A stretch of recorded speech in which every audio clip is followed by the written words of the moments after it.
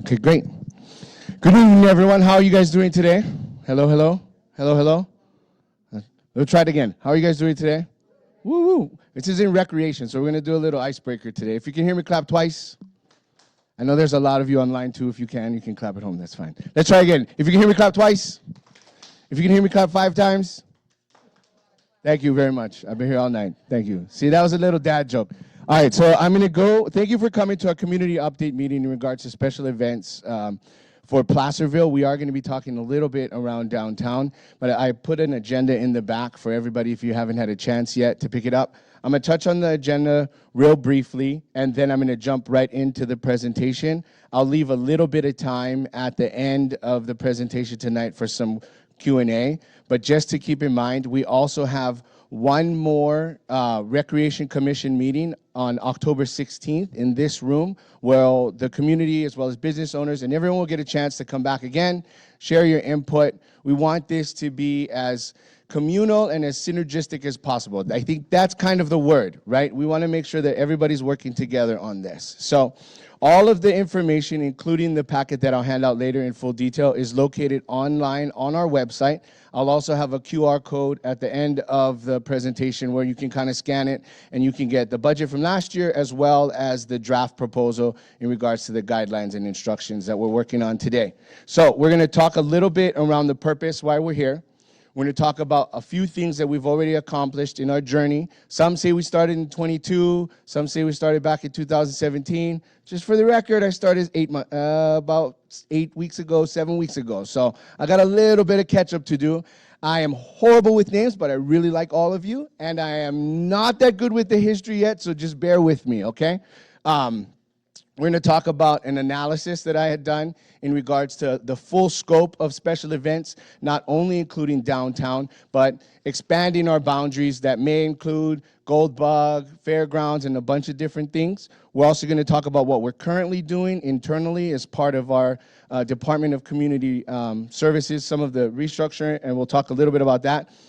I'm also going to touch on some forecasts on what I'm projecting we may need to do still, and some of our next steps. But for those of you who are just joining us, all of this information is located on our website underneath the Department of Community Services. And again, I'll have QR codes up, and you can go ahead and download all of the information. But with that, let's go ahead and get started with our presentation for tonight. So the purpose that we're here tonight is to provide equitable opportunities to safely schedule and reserve public space for residents and visitors to host a variety of special events, enhancing the lives of our community members and contributing to the economic vitality of the city. That sounds very bureaucratic, so just let me tell you a little bit about the real reason I'm here. I'm going to tell you a small story. My name is Dennis Nishihara. I'm the new Director of Community Services. I'm very honored to be working with your administrators. I was born and raised in Hawaii. And why am I in Placerville? Because obviously, Hawaii, Placerville, right? Why not? So I remember this story. I was 12 years old, and my uncle, his name is Wendy. He was supposed to name Wendell. Different story. But I'm going to tell you the story. He is an avid free diver. And he would go 90 feet. And then we're native. We've lived on that land hundreds of years. And he would free dive. And he came up one day with a satchel full of lobsters, sitting on the shore, throwing the babies back, looking for the eggs, tossing it in. And here comes our second cousin, who was an uncle, who had just become the game warden for fishing game, as my uncle is sitting on the shore going through the lobsters. Now, he is kind of family, right? But he's also got a shiny new badge. He cited my uncle $5,000 and literally was like, dude. And we're like, man, I grew up with you. Like this, are you kidding me right now? So I say that funny story for one reason. I am not here, and I believe this to be true. And, you know, if you haven't had a chance, I didn't acknowledge it, but we also have Cleve and Dave in the back, our assistant city manager and city manager. I genuinely believe this to be true. And we'll talk about some of the feedback that we've been getting from the community. But the reality is it's not about regulating it just to regulate something because we want to. It is wanting to do what's best for the residents that are here to sustain a long-term legacy for our kids and for our families, right? And so that's the purpose of us being here. Special events. We're talking about closing streets so we can hang out and enjoy spirits. So like, let's not get it a little twisted, right? Like, this is exactly why we're here, right? This is for fun, but we just need to do it safely, if that makes any sense, right? Okay, so the purpose of us to be able to do that is we want to make sure that the process is as equitable as possible, right? We're not trying to gouge anyone. We're not trying to put any more fees on anything. We are just trying to be fiscally responsible to recoup the cost that it really does cost $105 and some change for a police officer to walk through the event, right? So, what are some of the things that we've done to date? In 2022, Placerville Economic Advisory Committee sent out a downtown survey. How many of you guys remember doing that survey?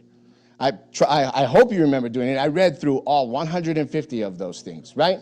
Now, we took all of that data, and then we did a summer workshop. How many of you guys remember the summer workshop? Look, I don't know any bureaucrats who've done that much when they start to put in rules. I know, and I've been in different cities from all over the place. That's 2 huge steps, right, that we're taking to make sure that we hear what the community is saying. Then I get here, it's like my second week, they're like, Dennis, I think you need to drill a hole in downtown Main Street. I was all, bro, I just been here. I like to feed my kids. We're definitely not drilling a hole yet. Sure enough, because it's been a conversation, that is on the docket. It was approved by City Council, and we're definitely going to do it, ideally before the tree comes in. Whether it happens with the lights, that's a whole different thing, but we're going to do it. These are steps that the city's taking to actually do it. And then tonight's meeting, for your opportunity to be able to share. I'm actually included not just some of the details, but through this presentation, you'll see some of the feedback that we've been getting. I took all that information. I also researched, and staff, including Miss Julie. Everybody say hi, Miss Julie. She's amazing. I cannot do it without her. City of Roseville, Yuba City, City of Folsom. I've been talking to volunteers. I've been talking to current volunteers, past volunteers. I've taken all that information and basically kind of contributed what we know we need to do, what we know what we want to do, and then what we have to do, right? I use a lot of food analogies. We have one big piece of toast and a little stick of butter, and we got to spread that thing right across there, right? So that's our goal. So how do we do those things? I started to take a look at it really from an analytical, what are strengths, what are weaknesses, what are opportunities, what are some of our threats, and just kind of taking into that account some of those situations, right? So what are our strengths? I put a couple in bold. I have been in this field for over 20 years, 25 years, and I'm telling you right now, the amount and the level of community involvement and passion that our residents and neighbors have for this type of situation is amazing. Like, if I could get 1/4 of that and get all of that energy planned into one event, it would be awesome, right? And then if we could get visitors to come and spend their money here, that'd be even better, right? So we also have a lot of volunteers. We have a lot of families. We have a lot of culture. We have a lot of history. Everything from Gold Bug through Golden History Day. Like, there's a lot of enriched legacy. So these are amazing, amazing things that we know we have within our community. Placerville downtown is charming and a nice place for community gatherings. Closing the street downtown and creating a feeling of hometown and small town community that can so easily be lost as cities grow, which is a true fact. I love when the event highlights the quaintness of the town and supports local business. These are huge pieces. These are amazing, amazing pieces. So those are some of our strengths. Now, mind you, when I got it, this is how the project kind of looked, chaotic, right? So now I'm trying to put it into little buckets so that I can really understand what's going on. So, unfortunately, what are some of our weaknesses? We have some financial risk. We're exposing ourselves liability-wise.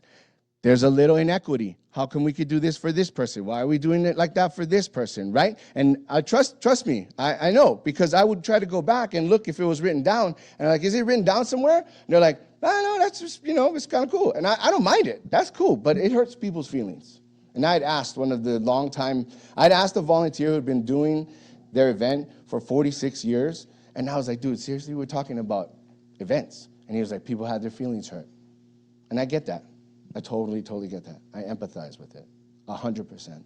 So, unclear priorities, undefined roles and responsibility. Who's supposed to do this? Who's supposed to do that? Right? And it gets kind of confusing because when everybody is in charge, nobody is, right? I have a lot of those, by the way, so if you want to write them down, they're really cool. For example, I understand it's become very cost prohibitive to do events on Main Street. It seems like from overcomplication, like how this question is overly complicated. I don't take offense. I did write the question. So, If the event holder isn't paying, is the taxpayer then paying? Or is the event holder having to pay the city due to these things? And why are we asking common people in a survey? It seems like I left the spell in there because I copied and pasted. I didn't want to change the data, right? Seems like an abdication of responsibility and lack of critical thinking. We could do better than this. Bring back the Brewfest. Wanderlust, 2019. Event was one of the most fun, and it did not close down the entire street. I say this because I'm taking a look at everything. Whether I left the car show off the survey or not, we have to be, as leaders, not just administrators, but as leaders, we have to be open to understanding all facets of feedback, whether we agree with it or not, right? So we take all of those things, and then so we look at it. So what are some of our opportunities? Increasing visitors, support economic development, sustainability of culture, which is a huge component because that piece has been here since 1859, right? So, and checking my facts too because I'm still learning. Expanding learning, promoting history, and tourism. You'll see tourism show up again because I want to talk a little bit about it, but I'm going to plug it right now. It would be great if all of Main Street was part of the event. There are businesses in other areas too, not sure Broadway. I think what they meant was not sure about Broadway or how to incorporate Broadway. I'm reading into it. Oktoberfest, not great for business, but if it was run better and lots of booths, activities, I think it would be great. I came to Brewfest. I actually had a pretty good time. It was awesome. Oktoberfest? Yeah, I was there. I know, but still, I had a good time. It was little. But, maybe we do beer gardens instead of shutting the whole street down. There's opportunity there, right? Expanding that way, closing down another parking lot over there. I had talked a little bit earlier about potentially taking Golden History Days up to Goldbug. There's bigger space. I mean, it's a gold mine, literally, right? So, what are some of those opportunities? And unfortunately, this is what we need to work through. Threats. Fees too expensive for street closures. I understand that piece. I spent $75 for my 4 kids at Taco Bell. At Taco Bell. Because I was too lazy to cook. You asked the question. Okay? You're going to get an answer. It may not be the best answer, but you're going to get the answer. City to cover finances offsetting current priorities, only focusing on downtown and not supporting other areas, operational costs, additional costs, and tourism. Yes? And wildfire.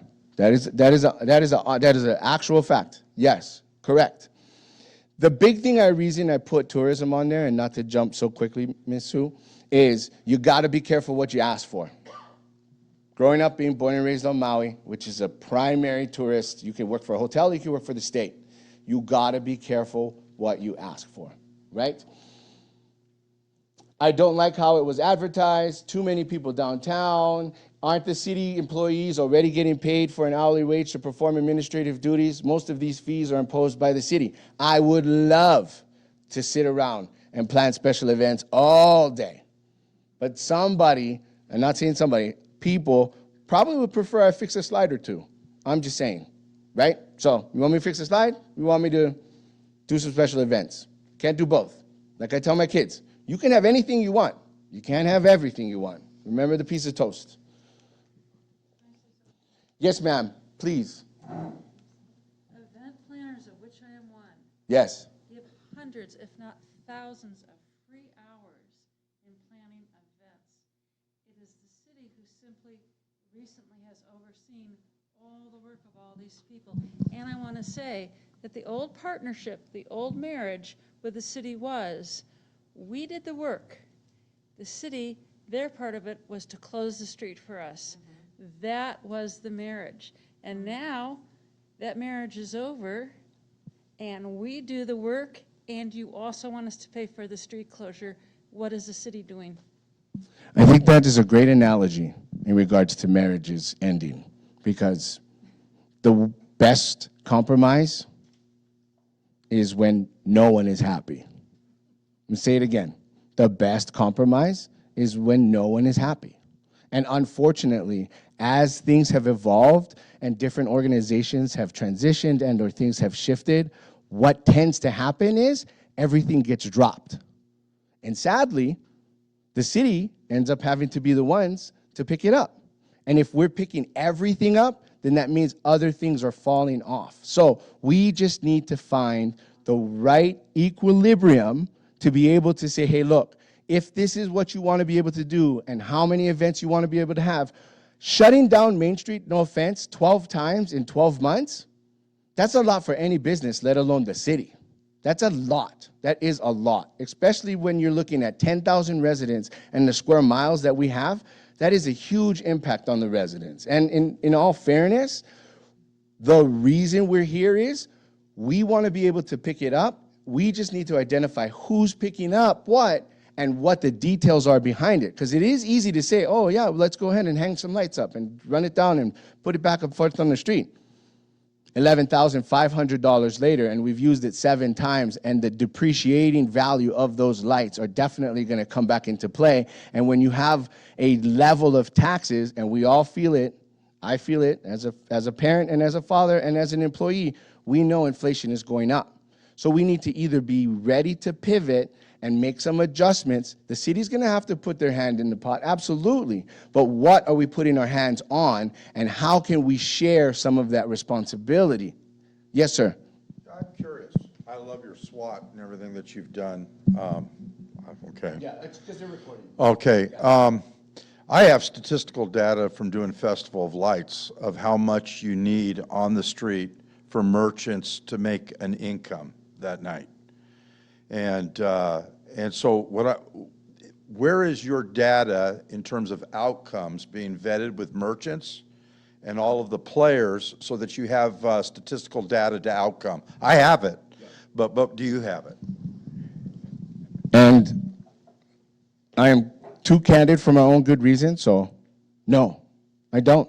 Quantitative and qualitative data is something I believe that we haven't had a chance to really be able to track. Now, correct me if I'm wrong. If we have some of that, you've been provided it already in regards to some of the budget and some of the costs that we incur, but I would love to get that information from you. That would be great. I mean, the more we can write down, the more we can identify what we're actually talking about, whether it's 50,000 people for the one commercial Christmas event that we did downtown. I talked to 3 different people. I get 7 different numbers, in all fairness. Well, can I tell you Yes. So your baseline, in 2019, when we started, our baseline was we had 5,000 people show up on the street. And it was, the statistical is about 70% of our merchants made an income. Restaurants were the biggest ones, and then we had a few. The higher it went in terms of population, and the longer, because the key to any kind of event, especially for the payoff to make money, and by the way, every event we did, we gave money back to the city. But you need at least, our last event was 80% of the merchants made 110% of what they made in a year. That's pretty good data. I've got the data. But You're willing to share it with everybody. absolutely, I've got a whole binder of the number crunching with it. But so what I'm saying, because I've worked with Cleve over there, I have the numbers, Cleve. And you know how fastidious I am about numbers. And, so when you talk middle ground, those are some of the factors you're going to have to consider, because someone's not going to make money that night. I think that's a misnomer in regards to not make money. So I'll reference that really briefly, because I want to finish this and leave you guys a little bit in regards to some time at the end for question and answers.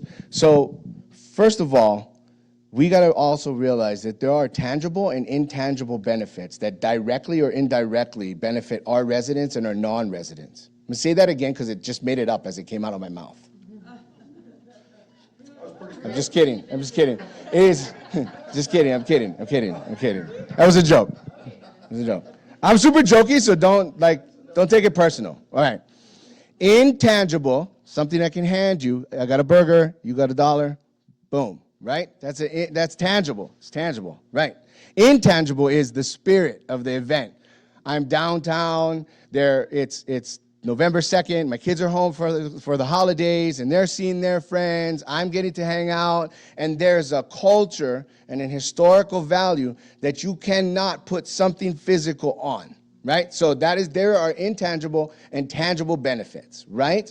For direct individuals, meaning residents who live in a particular zip code, even though the zip code may not actually be in our city. So we may service up to 50,000 people, but only 10,000 people live here, right? And so if you have all of these other individuals that are impacting it, you're not only benefiting the residents, because you're giving them something intangible and tangible, you're actually benefiting the region, right? You're benefiting other communities in other areas and other residents of other cities. So from that standpoint, we as a city need to also take a look at what are those events, and that's a perfect transition back to, okay, so what are those events that we may not get a return on our investment, right? We may not get a financial ROI. I'm going to give you $10,000, so then I'm going to get back probably like $3,000 because of the market we're in, but I'm actually going to get back a return on what I'm investing. So the city and the city leaders consciously make a choice to make a physical investment of capital to get an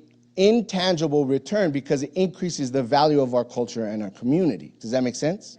So at that point, what are we doing as planners, as those who are working together, grassroots, very organic, what are we saying are those valuable, intangible assets that we want to be able to gather? So case in point, we look at what is a non-city event versus a local event, right? Burger King wants to come in because they want to put up 3 more stores in the city nearby, and they want to shut down Main Street. I'm going to consider it if they pay me good, they pay me well, right? But if it's up against something that we're already doing, and there's already parameters there, I'm going to say no too. And it's hard to say no to good money, right? But is there a purpose and is there a reason why we're risking some of that more intangible versus tangible benefits in regards to that investment? Downtown events versus community events. Are we identifying which one those are? And when we say downtown, are we saying just Main Street? Because I'm pretty sure there's tons of businesses up on the other side too, right? Legacy events to be with city events. So if it's something that we know we're doing, Golden History Days, fishing derbies, or there's something that parks and recreation professionals who actually go to school for to be able to do these events, because we create community through people, parks, and programs, and parks make life better, right? So if we're making that investment, then that's our mission. That should be our mission statement, because that's what we're here for, right? To create community. Holiday tree lighting and the parade. So we want to do both. Can we do both on 2 separate days? Or are we actually going to be shutting Main Street down and impacting the broader region because it's kind of popular season right now? There's a lot of people coming up through here, and now we're just slowing down traffic, and we've got 2 events that literally shut down the Main Street and the main vein through our town for 2 specific days. Combining both of those events, probably a long shot, but not a bad idea, right? Sponsorship versus fees. At the end of the day, do I really care who does it? Do I really care who pays for it? I care who pays for it. It's either going to be you guys or us, but at the same time, are there fees that we could leverage in regards to bringing in other vendors, bringing in different things, and kind of partnering with that, or working together to find sponsors, find grants, find other organizations and industries that want to be able to invest in small town events? And here's another one, and we need to be creative. And I had shared some of this, I think, a little bit earlier with a couple people. But if we really do have Gold Bug, and it's a mine, and it's a historical value, and we have amazing antique fairs, and we have Golden History Days, and why aren't we capitalizing on it, and we're just using it as a park? It needs to be an amenity. People have been up there since 1850. You can actually see the marks of the axe on the wall. Like, that is awesome. We need to put investment into the best market that we think we're going to get the best return on. And that's what Parks and Recreation is for. At the end of the day, here's some of the things, and I'm going to speed this up a little bit because I'm trying to keep my clock going. I've been going for about 20 minutes now. Here are some of the big things that I'm forecasting that I know we need to do because it's been very, very difficult for all of us. We need to have an annual deadline in January for all Main Street closures. That helps us be able to plan fiscally. That helps us to make sure that we are on time with our budget cycle. We don't want to be the state, right? No offense. But at the same time, we want to make sure that we're fiscally responsible and we're meeting those deadlines, okay? The other thing is, there is going to be a little bit for the first year, a 6-month gap, because if you're in January, and I'll explain it to you guys a little bit because it is a little tricky, we might have to make some contingencies within that first year, especially if you're wanting to be within that July, August, and September, but you're having to get it in January. I've been doing this like literally for the last 96 hours, so it's in my head, so it's going to take people a little bit to catch up. I totally get it. Limiting downtown Main Street closures to maximum of 8, 2 per quarter. 2 in Q1, 2 in Q2, 2 in Q3, and 2 in Q4. It's a total maximum of 8. I had shared a little bit with our administrators in regards to having a bandwidth there and budgeting appropriately for 13 and allowing our city manager an opportunity to provide what would be called either an appeal and or exception, depending on the benefit to the city, right? We know the Tour of California isn't, up and running anymore, but if there is a celebration of life procession, if there's other things, we want to be able to budget in appropriations just in case we need to pivot, but we also want to make sure that we have X amount of dollars for those 2 particular events we're going to close between October, November, and December. And I know a lot of you are like, dude, that's crazy, because that's when everybody wants to be able to put all of their events in fall, which is true, right? Having conversations that are a lot more difficult with long-standing culture events and moving them off of Main Street and bringing them up this way, right? Now, some of those things may have an opportunity to be able to kind of have an appeal or an exception, which I've built into the policy, into the guidelines. Implementing a specific fee schedule and implementing a permit process and allowing time for a learning curve.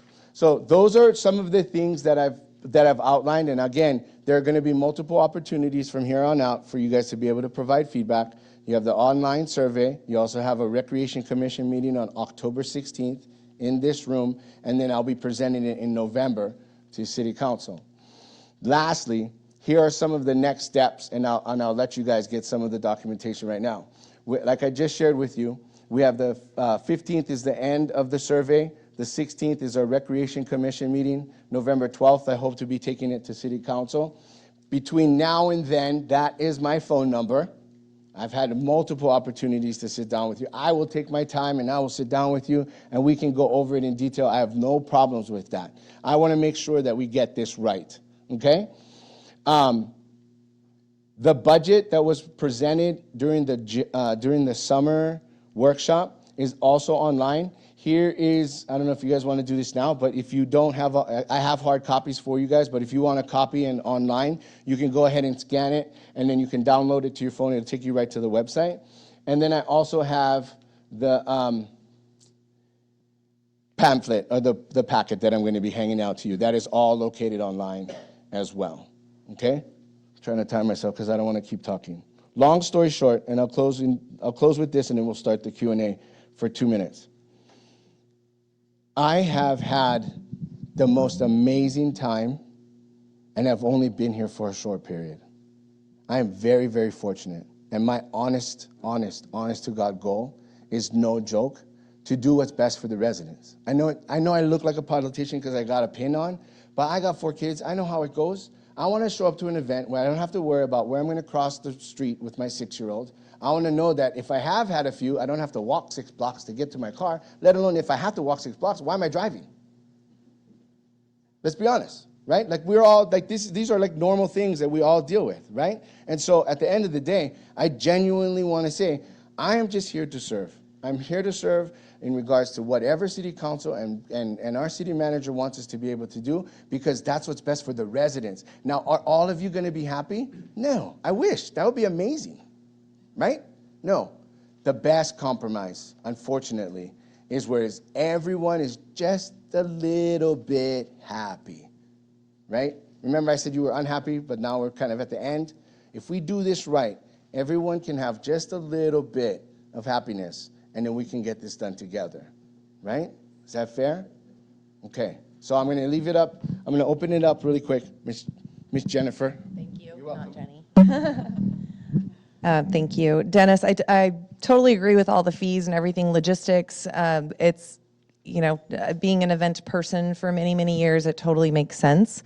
I looked up the mission of Placerville, the city of Placerville, and it doesn't say anything about economic benefit for its business owners. So there are a lot of people who are saying, what the heck is the city doing when it comes to these events? And my answer is always, it's not their job.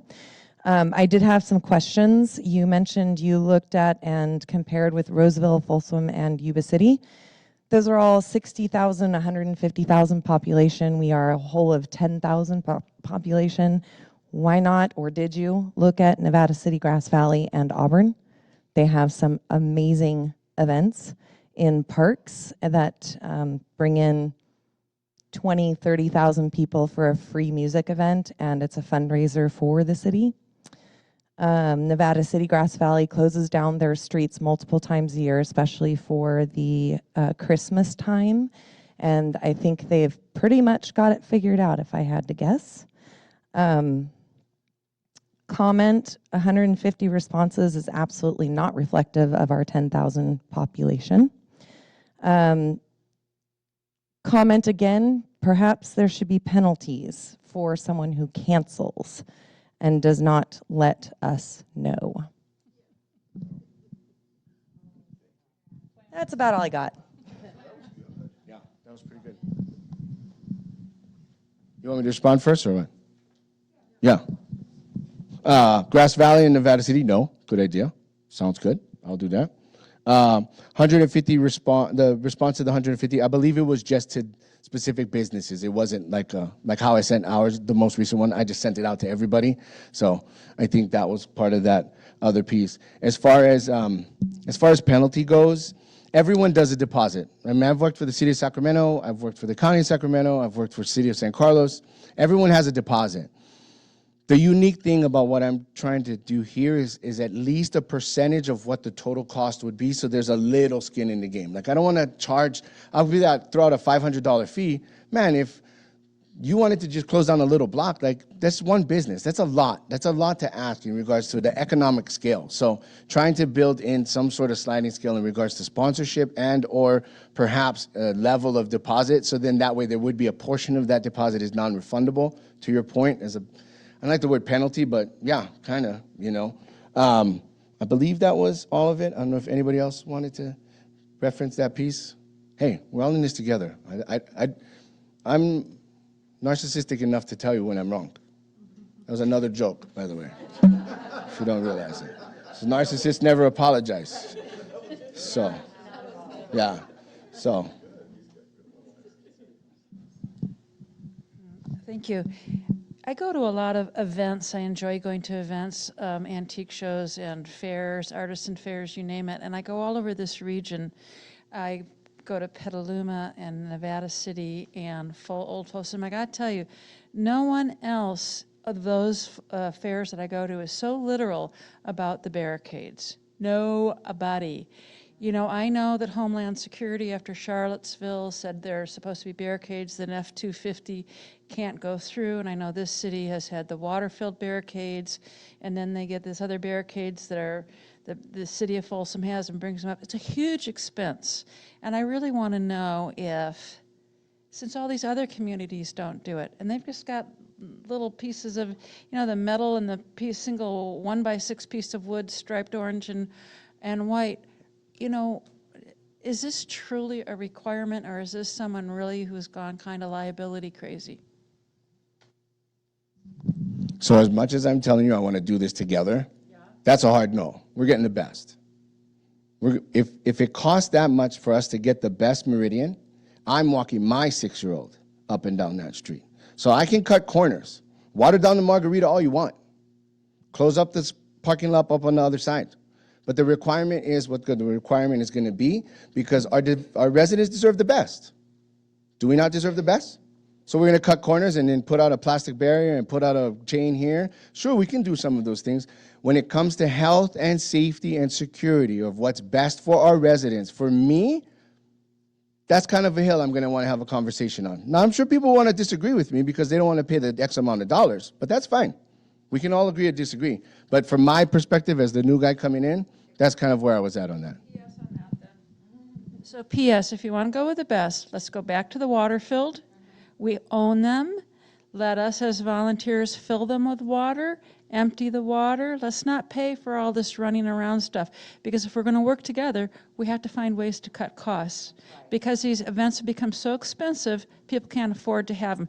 2 events this year that we were going to have had to be canceled because of the street closure expense. One was Block Party, and one was the full Brew Fest. 2 Block Party, which wasn't on your survey. So we have to find ways to cut costs. Oktoberfest. Oktoberfest. Yeah. The recent Oktoberfest? Merchants took over, we could not afford. Yeah, but still, we tried to pick Yeah. something up and we I think in summary what you're saying is if we are really going to try to look at it holistically in regards to saving money, we need to look at options in regards to just saying just meridians. Is that how I'm hearing it? Yeah. Okay. I don't know enough about ballers. I just know that the meridians are the best because when I go to big events, that's what I see. That's where I feel safest. So,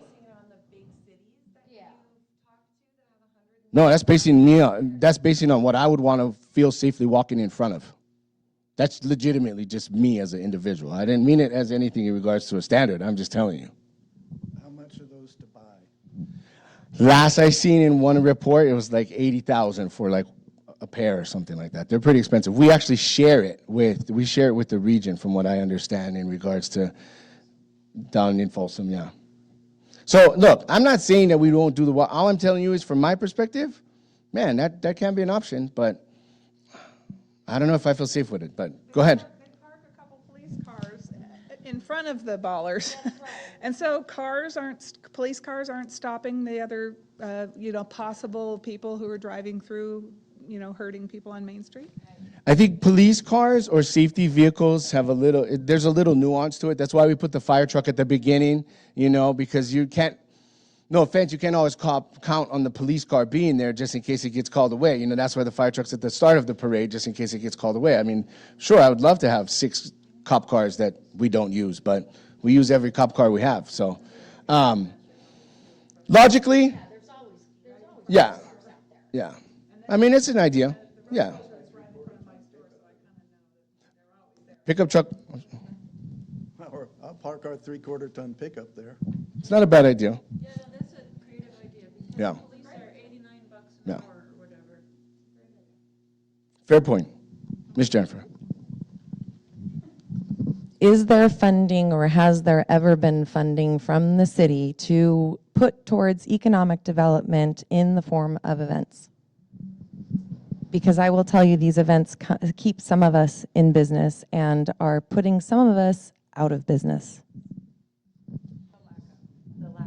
So prior to, and I'm kind of trying to watch my peripheral vision, so in case I get it wrong, was my understanding that there was an organization prior to my coming here in where the city would contribute X amount of dollars to be able to put into specifically those downtown events. Unfortunately, that organization has since transitioned, and so at this point right now, this is kind of some of the reason why we're working on, I mean, I know there's MOM out there, Merchants on Main. Yeah. I didn't mean, yeah. It's fortunately that. Okay. Well, it could be fortunate for some, unfortunate for us, but I don't know. I haven't been here long enough, so my bad. At the end of the day, yes, there have been funds contributed by the city to invest into downtown events. Now, how that worked in the past versus how it's going to work in the future, that's something we definitely need to talk about. Valid, though. I didn't mean it. No disrespect. Any other questions? Now's your chance. Because you also, yes. Miss. Sorry. It's okay. It's only because they're recording. Yes. I got to think about what I was going to say now that I have the mic. One of the things is once a system is established and the events are chosen that carry over from year to year, everybody has a whole year in which to raise the funds, not just from the city and not just from the event organizer, but from sponsorships. And I saw that you had that on there, and I thought that was a good idea. There's a lot of places in the community that give grants for community events. So, that's what I was thinking, is that the money doesn't have to all come from the city, and it doesn't have to come from the person, the group that's putting it on.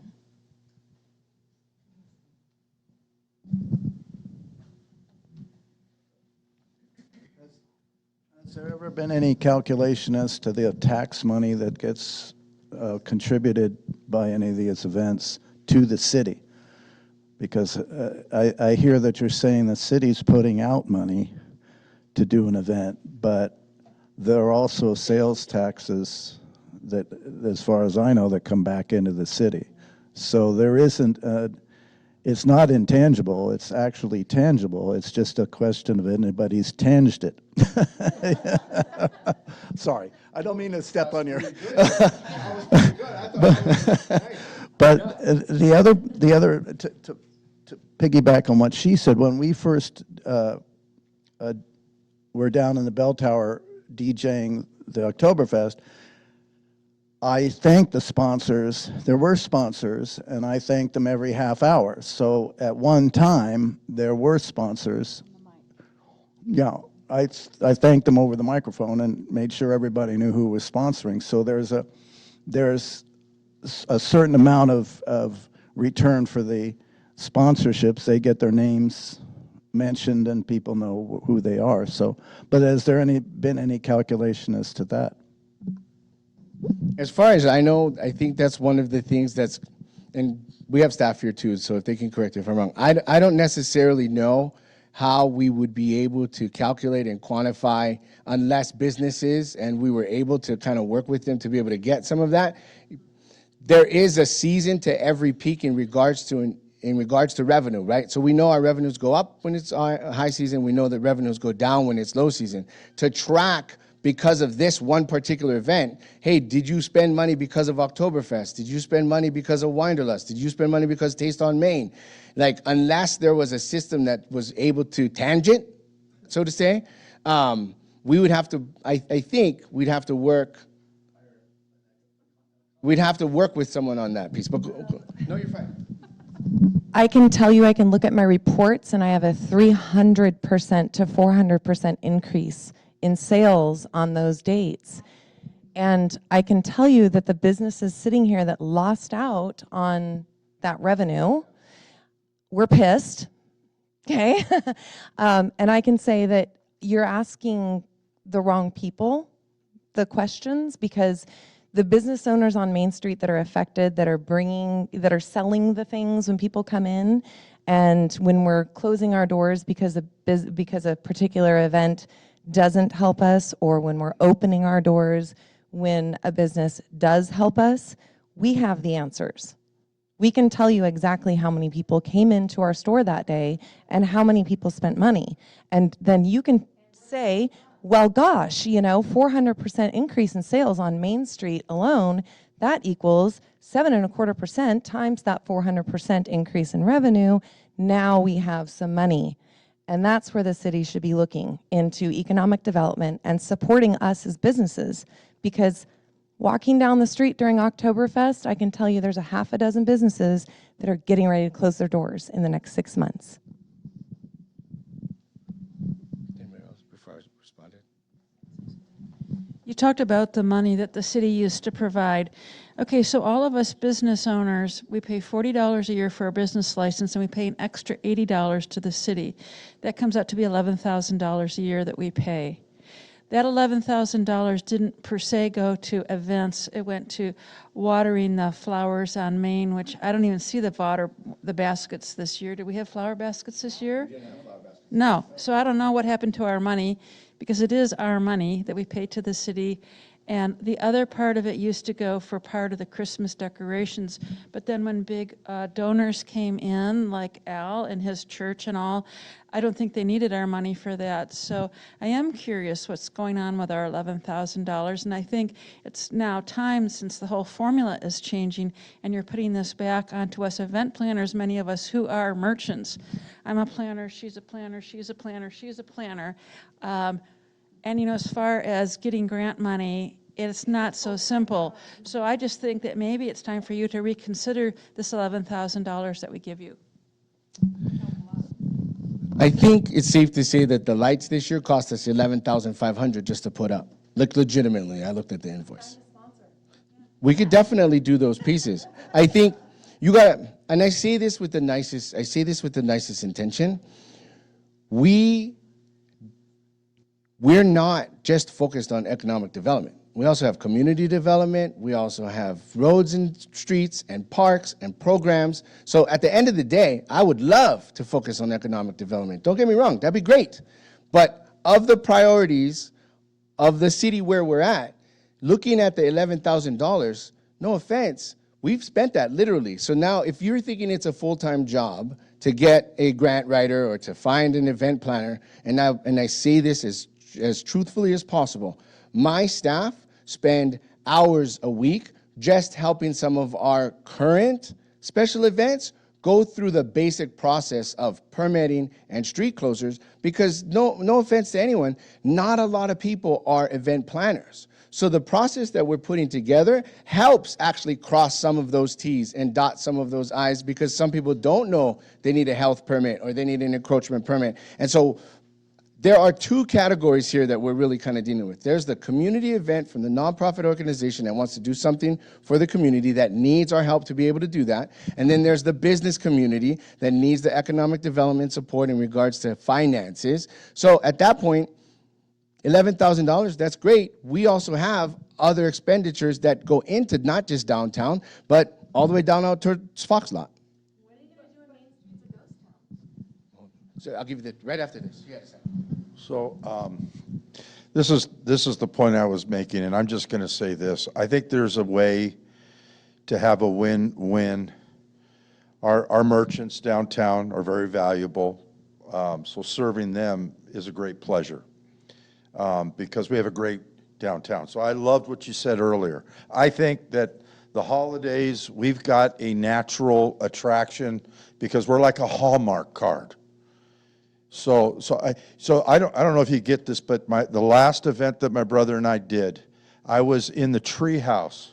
We had live streamed the event, and a family from Germany had seen the live stream the year before, had come and was buying like crazy Christmas items. And at the same token, we honor our first responders. We give value to our families. I loved what you said. Safety first. You got to have safety in the world that we live in. But we do have sponsors in our community that are able to give that, but there has to be a plan.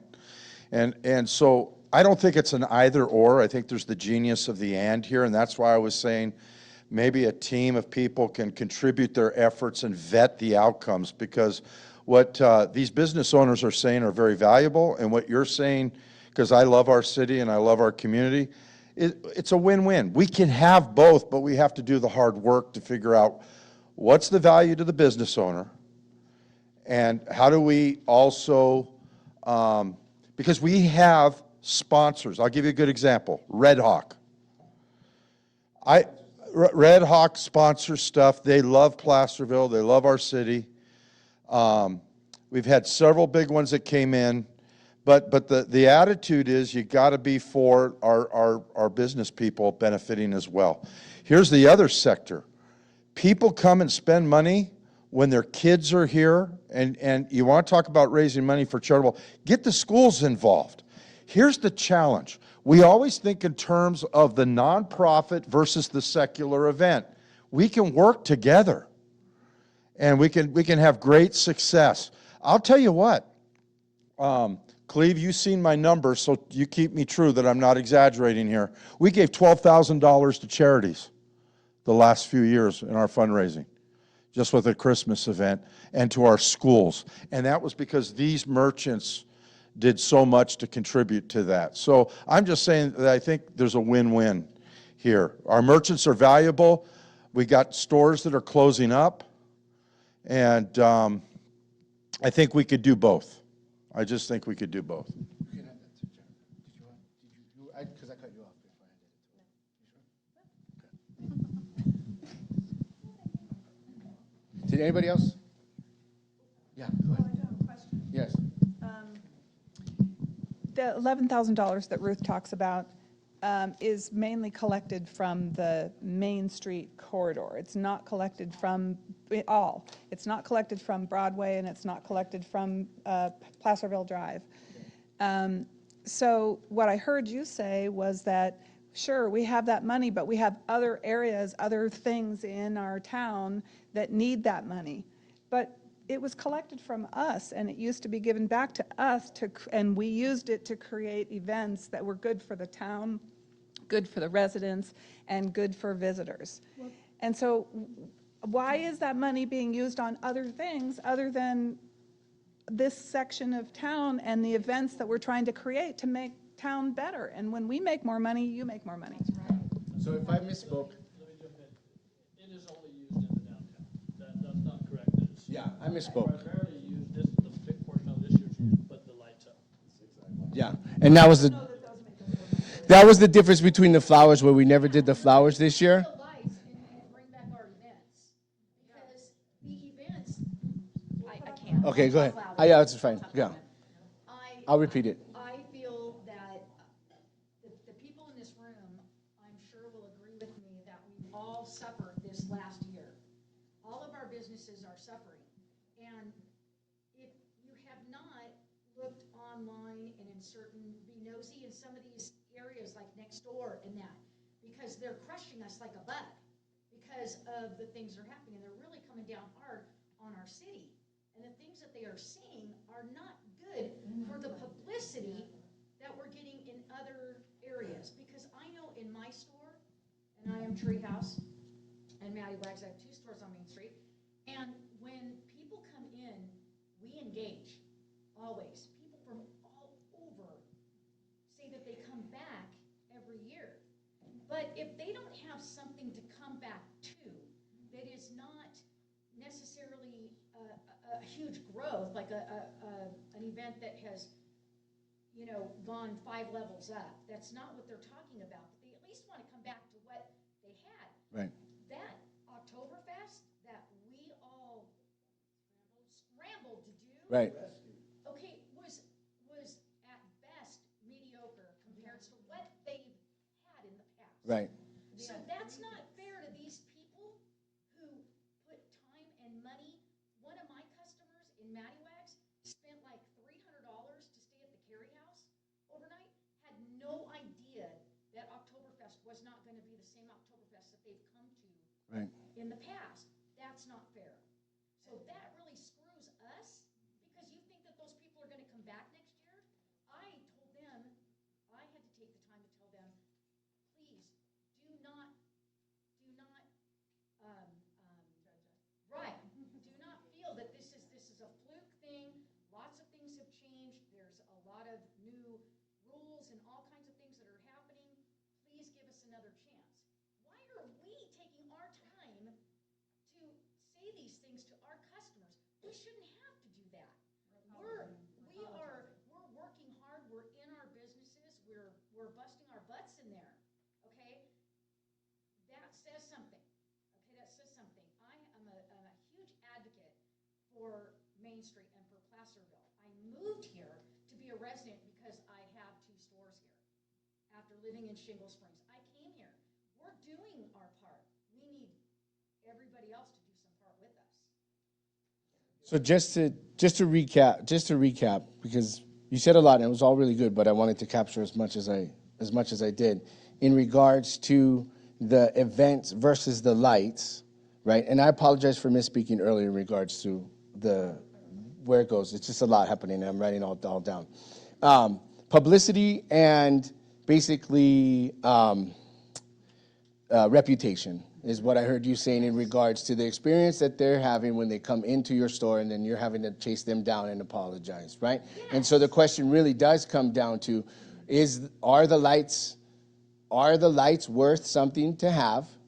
And because we only have X amount of dollars, we can't have it. What would you prefer then at that point? Give us the 11,000 and we can do 2 street closures.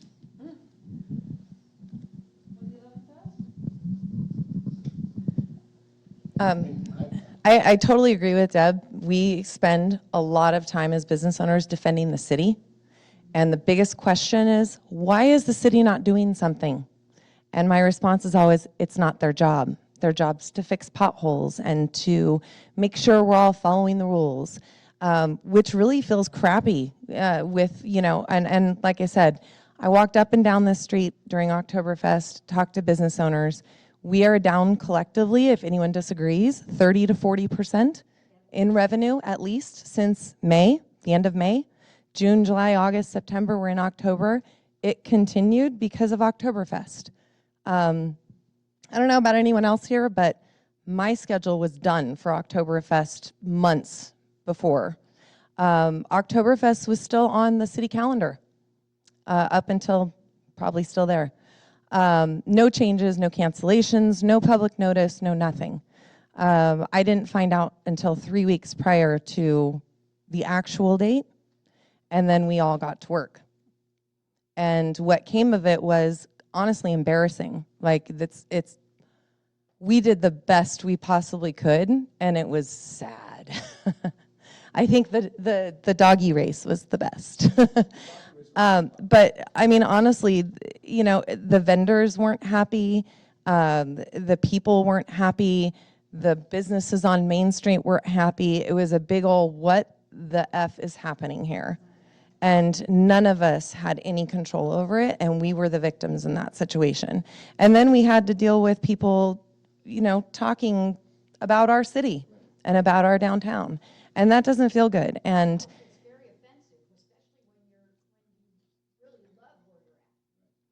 as business owners who show up every single day and try to stay alive in our downtown Main Street district, and to hear that there's zero help from the city, from the state, from any government entity whatsoever, again, not your job, but what's going to happen when you have 6, 7, 8, 9, 10 vacant properties sitting on Main Street?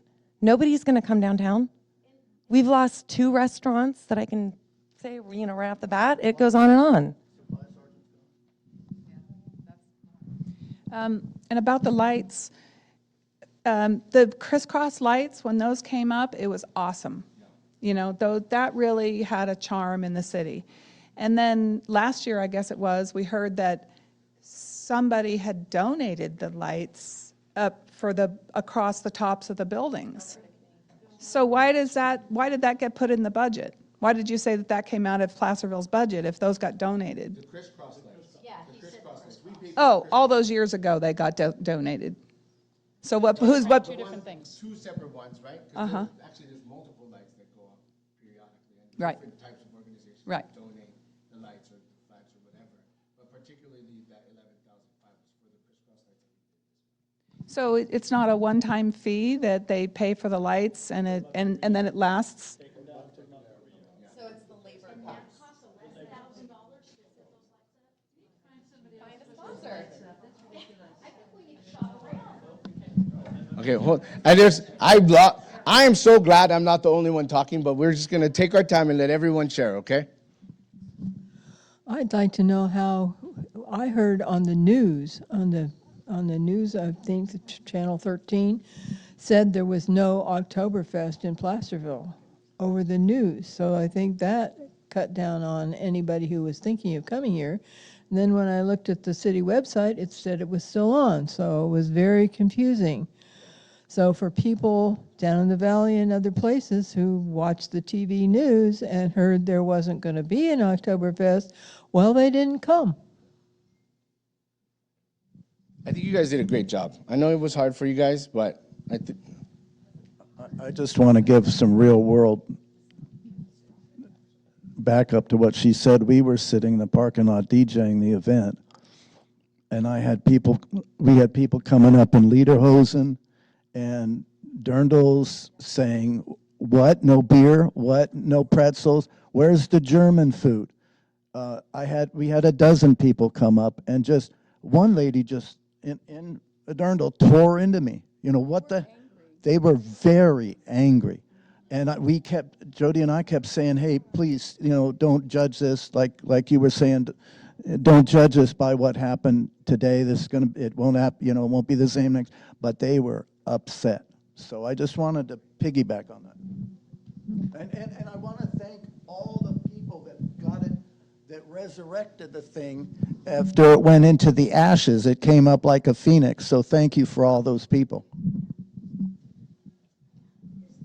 Because the news on TV actually had the person who had done a lot of the work here in Placerville and put on Oktoberfest, saying it was too expensive and he was not going to do it again this year. So then you had that little problem of, okay, if you don't have your major sponsor and you don't have your major guy coming in to put in all of the things, then people were not going to come. And if they came anyway, then they were going to be disappointed because it wasn't like all over other years. That makes sense. Okay, I'm sorry, you had a question for Dave? And I'll say it, I'll repeat it, go ahead. Okay, so what if the lights stayed up and they went dark? We didn't use electricity for them, but those lights just stayed up. Yeah. A one-time thing. Why are we putting them up every year for $11,000? That's ridiculous. Even if it was $5,000, it's ridiculous. It's a waste of money. Leave them up and then just turn them off. If we can't, if they're using electricity that's paid for by the city, we can put them, use them for. No. No. So the storage, the maintenance, and the ongoing, like the putting them up and the putting them down. I mean, honestly, there's no bad ideas. That's why we're having these meetings. So. Let me see if I answer a couple of those. Yeah. I don't have all the information with me here, but number one, I did pose that to the contractor this year, the person that puts those up for us. And he said, you can do that, but it's going to cut down your lifespan of your lights by at least half. And you're going to have to buy new lights if you do that. Because of the wear, even if you turn them off, because of the wear and tear of the sun on them and et cetera, staying up year round through the summer and et cetera, he says that really hurts them. So I don't think so. That's what I looked at. I'm not sure it would. But if in 5 years you pay $55,000, how much do lights cost? If in 5 years you pay $55,000 to take them up and put them down, how much do lights cost? It might be cheaper to buy them. It may be, but yeah, we can look at that. A lot of restaurants have them up for 2 or 3 years in a row and they keep them up all year round. Right. I'm going by what the contractor has told us based on what he does and what he's seen in other communities. So, yeah. He wants a job. Yeah, right. I just want to recap too, so sorry. Leaving the lights up, finding a different vendor, and understanding the maintenance and the wear and tear. I think the depreciation value, we need to figure out what the lights are. And if we can leave them up, that's fine. I really, honestly, whatever works best, right? Whatever works best. So don't get your feelings hurt if I say no, and I won't get my feelings hurt okay? I'm just saying, like, I'm here for you guys, okay? Beat up the messenger a little bit. You know, another $6,000 savings could be, we've had 2 merchant meetings. We have them monthly. I'd invite you to come. There's going to be one this Wednesday night at Bacha Vineyards. Bacha? Is that how you- Badia. Anyway, twice when we've had 2 city officials come, and it was put to a vote of all the merchants there about combining tree lighting and Christmas parade and having it on Christmas parade day. We all said, yes, please do it. Leave us alone on Black Friday to have our sales, and that would save you $6,000, city, in your closing fees. We'd all be for it. So I'm just saying, that's another cost-saving measure to please consider combining those. I am close. I'm the new guy. And not having it on Black Friday. Closing the street Listen. at 11 a.m., 12 o'clock on Black I don't disagree. But what I'm saying is, I've been. How long has the parade been a tradition? I'm asking. The Christmas parade. on Sunday, that's fantastic. Go with it. And then light the tree Sunday night. Light the tree Sunday night. So move the tree event. Yeah. You know what? I mean, at this point, you better fill out the survey. It closes on the 15th. Just letting you know, right? Because we've done this a couple times since 2022, for the record. So now, well, at the end of the day, moving just just so we understand, the individuals here are interested in moving the tree event, not the parade. I understand. So sorry. Can I trouble you to repeat the information on, you said that there was a Merchants on Main meeting, and there, Yes, and one of them, John Clarici, was there, that's what I wanted the information. So, and the other one was John Clarici, he's not even with him. And the other one was Jackie No, and Jackie No, Michael Saragosa came to another one. I think they were 2 months in a row. The question to us, every merchant in the room said, yes, please combine it on a parade day. and was it within the last 6 months that was? Okay, I just wanted the information. So unanimous vote of Merchants on Main was to combine. Who was there? Oh, okay. But you know, the ones who are there are the ones who care. Okay, thank you.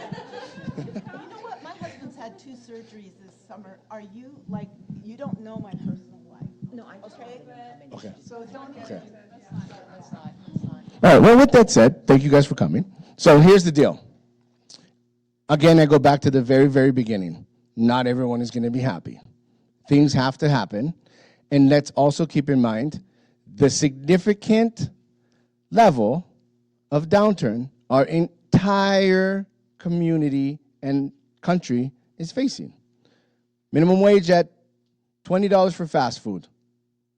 It's about to go to 18. So it is not, yeah, girl, you ain't lying. Look, I'm telling you. And after working a 12, 13-hour day, it's no joke, right? Single dad, 4 kids. I totally get it. But keeping in line where the market is, keeping in line the amount and level of resources that we have. Again, if we could do everything we would, you can have anything you want. You cannot have everything you want. And we need to be responsible, not just for the merchants, not just for the businesses, but for the residents as a whole. So keep in mind, yes, of course, I definitely want to be able to move this event and put that over here and do this over here.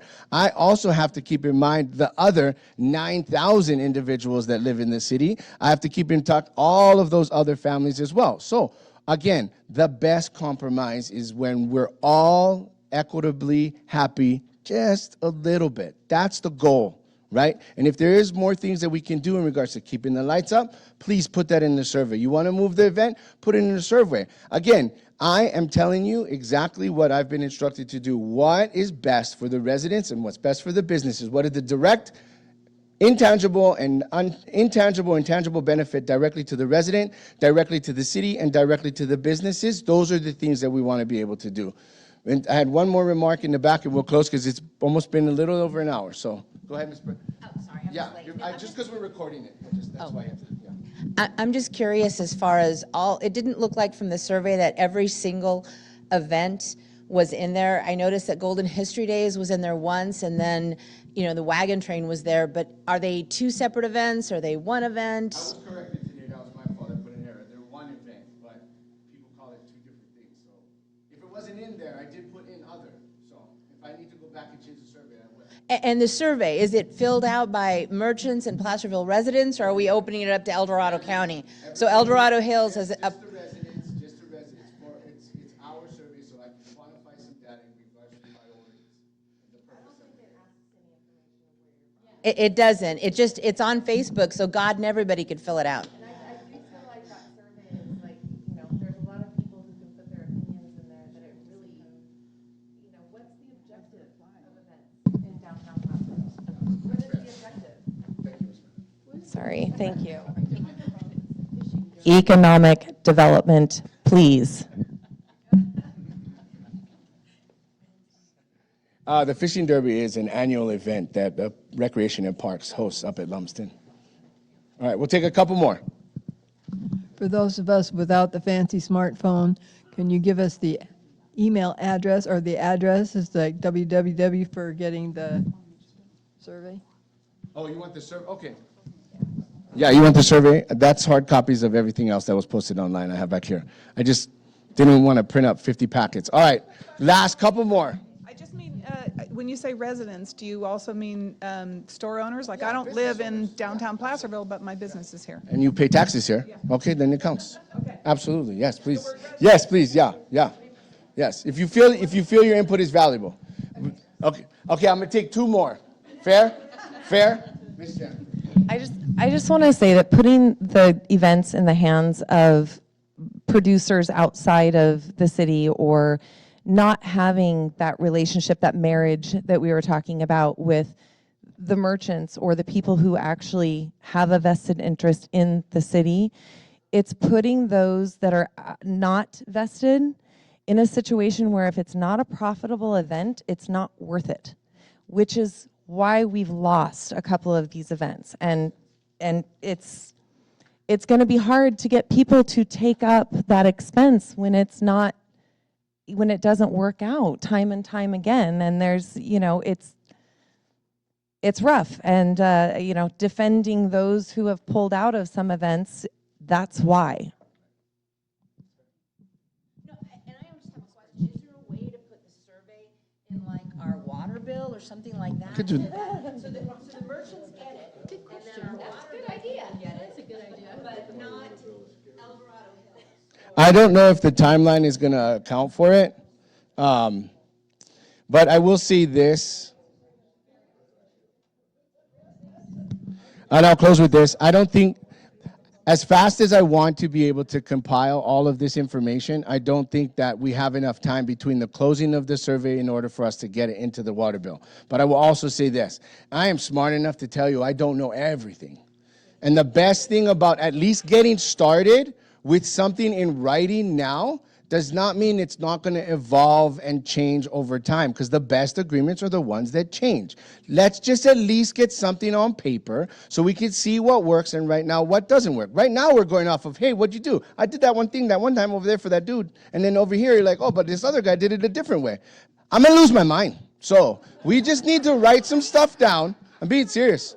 I just need to write some stuff down and let's just start, right? Like Monopoly, we're all in business here. We start at go.